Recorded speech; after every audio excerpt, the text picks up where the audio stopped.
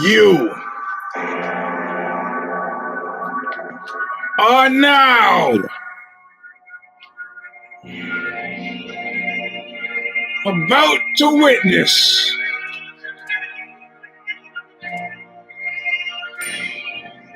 the awesome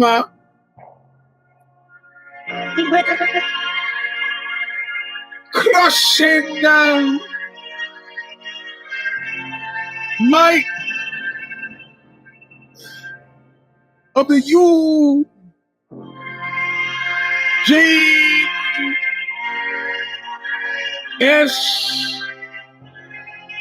Robinson Show Stomper!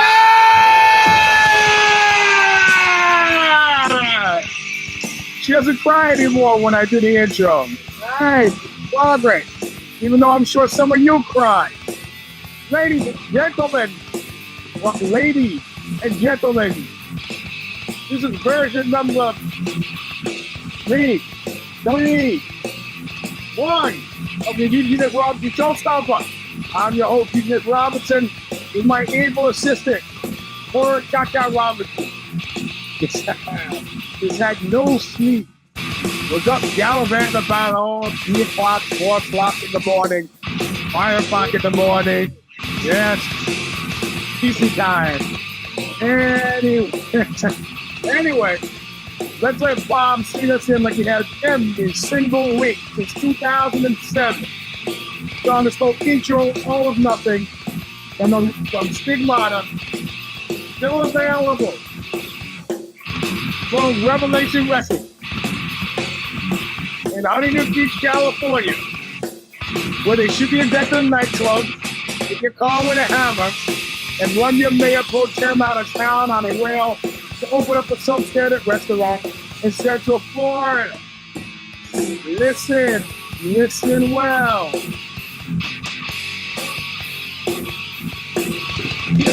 I'm on my way back nowhere. I took my time with a Could that be so clear when I'm taking a real good look at you? I'm taking a real good look at your face. So being paid back is for always nothing. All right. Thank you, Cora, for assisting, as I said before. Experimenting with sound because I've gotten continual complaints about the quality of the sound. For those of you who don't listen live, we're gonna try this. How's that? Okay, Mr. Edge, what do you think? Does that sound better? Come on, give me some feedback. Or have you completely? Sounds fine. All right, good. So first of all, the most amazing thing happened. Let's just get this out of the way. For those who show up late, it's their loss. Happy birthday to you, Mr. Edge. Now, you knew that, and I don't care. Now, I'm kidding. Last time I said it to a guy, he got his feelings hurt. I'm joking. Happy birthday. It means you're a fellow Virgo. The struggle is real. I know what it's like. So the most amazing thing happened, right? Periodically, right before I do the show,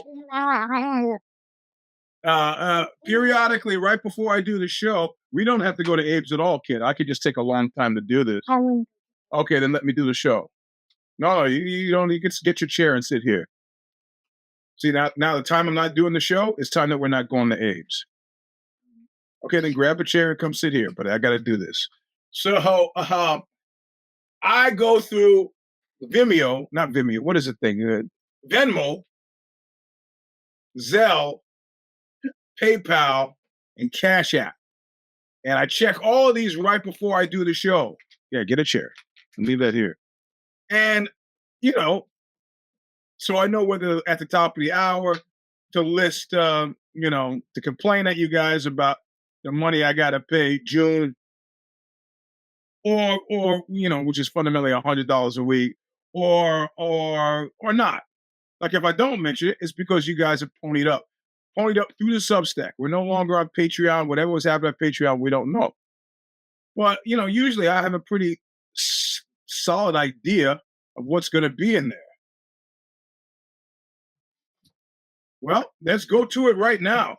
You're going to be shocked, and I need some of your help here. All right, I need some of your help here because for the life of me, I can't remember the dude's name. So let's find it. Here we go. No, you're gonna love this. This is if there was ever a case of the other shoe dropping, I have not seen it, and this was via PayPal. Recent activity. Hold on, this is worth it. Okay, here we go. The note says, "This is what I owed you from my last story at Ozzy, Eugene. I apologize that it was so late coming. Until the election in November either validates Biden or invalidates Biden, as far as I'm concerned, our bet is still current.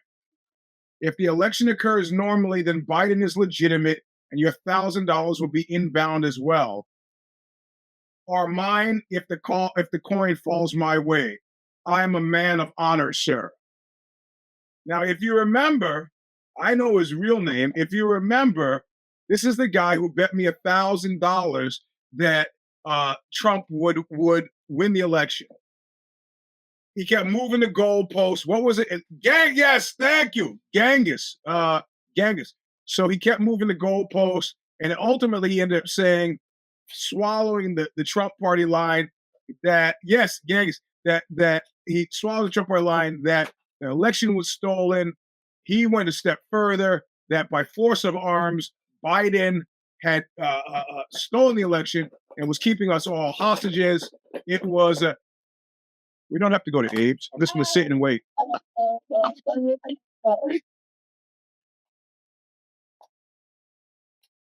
So right now we're scheduled to go to Abe's at 2, but as long as you make me wait, I'm not doing the show. And if I'm not doing the show, we're not going to Abe's. In fact, I'll text his parents now and let him know we're not coming. Well, I need you to be quiet while I do the show. Do you understand that? Which means not shaking the glasses here, not making noise. You got a whole room to do stuff in. Mm-hmm. So do you want me to do the show or not go to Abe's? So let me do the show. Thank you. Can you be quiet while I do the show? Okay. Thank you. So he said that we are living in a dictatorship where Biden is holding us all hostage. And that's the reason there are troops in D.C. and he would not pay out. So I got angry, uncharacteristically angry, because usually none of this stuff bothers me. But what bothered me most is that and I know, had I lost legitimately, I would have paid the man his money. It's not my fault he's a prepper and has a hard time coming up with the money. He's got to sell goats and goat milk to make the money. It's not my responsibility. I like the guy. Our politics were completely diametrically opposed, but I got him money for writing articles for Ozzy. He needed a down something. I don't remember how it is. I lent him money for an article, whatever. So what I haven't written him back, because what I find irksome about this is that what he is saying is if in November Trump loses again, then he will accept that he was wrong before and pay the $1,000. However, if Trump wins in 2024, somehow he's twisted it around that I owe him $1,000. I don't understand the logic. I don't understand the MAGA mind enough to know what the fuck that is about. I have no idea. None. Zero idea. Get out. Go on. Get out. No, get out. Go outside, please. I can't do the show and have you make noise. We'll never get to Abe's. I've told you 3 times. So I don't know what to tell you. I don't know Genghis is out there thinking that somehow somehow in 2024, if Trump wins, that means that he won before and that I lost his $1,000 bet and he's expecting me to pay up. Let me tell you something. I'm pretty glad to offer you not so much cash and not one, not three, but both of my nuts to juggle in your mouth. Until such time,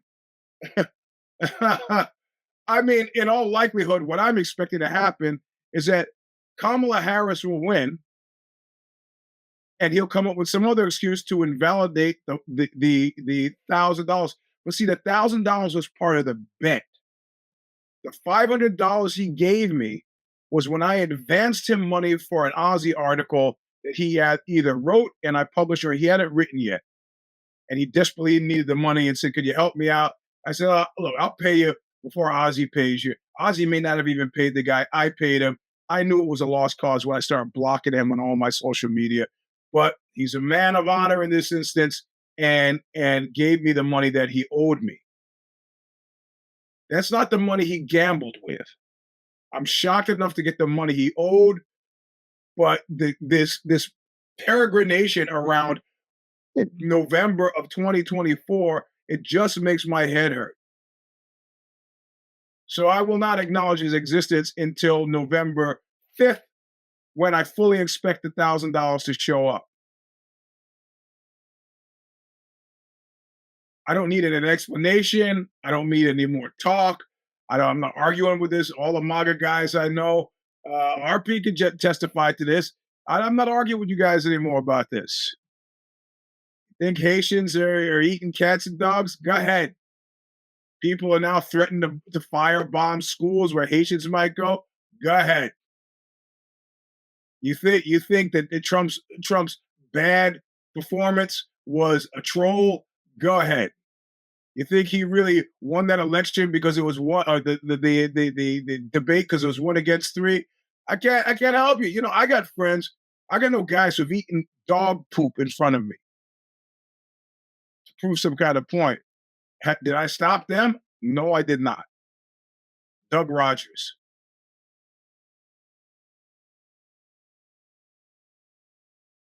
That's not the good name of the guy who ate the dog poop, allegedly. I just threw that name in there for just no reason. Last conversation I had with Doug Rogers, he asked me why I had a cross cut into my hair on the side. I had a mohawk and I left some hair with a cross on the side. I told him it was because I was Jesus.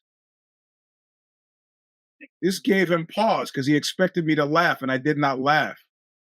And I go, Jesus didn't know he was Jesus until somehow, as an older person, he was apprised of the fact that he was Jesus, though there's no proof on the historical record about the actual existence of Jesus. But let's not get into that.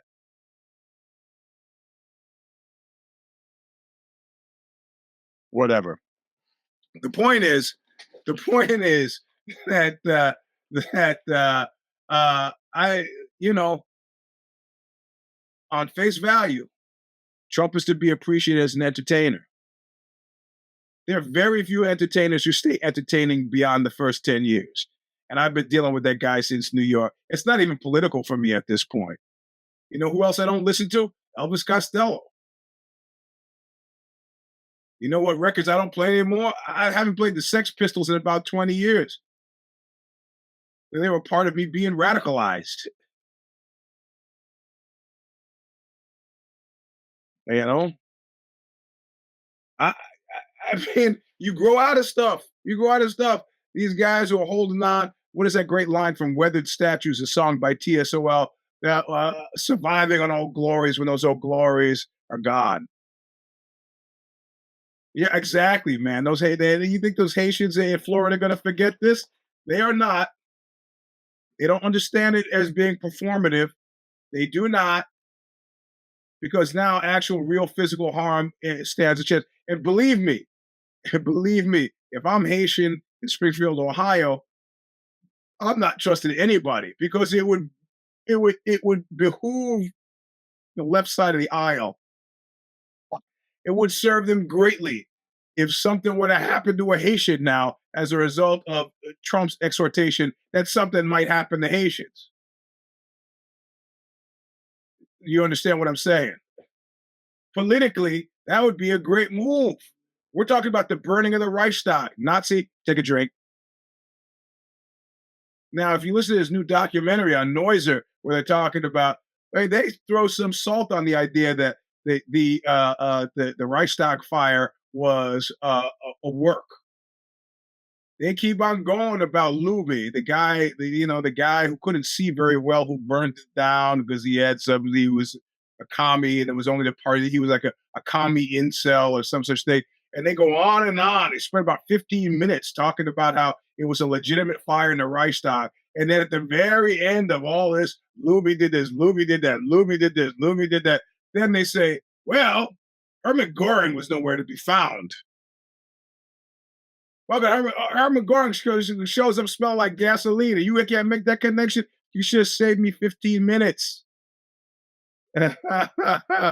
Yeah, man. So anyway,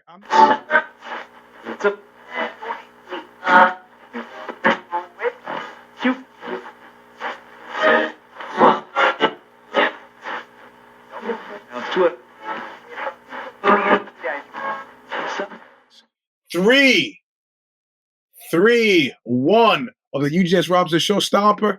I'm not going to leave it up because you got to pay. You want to hear the show.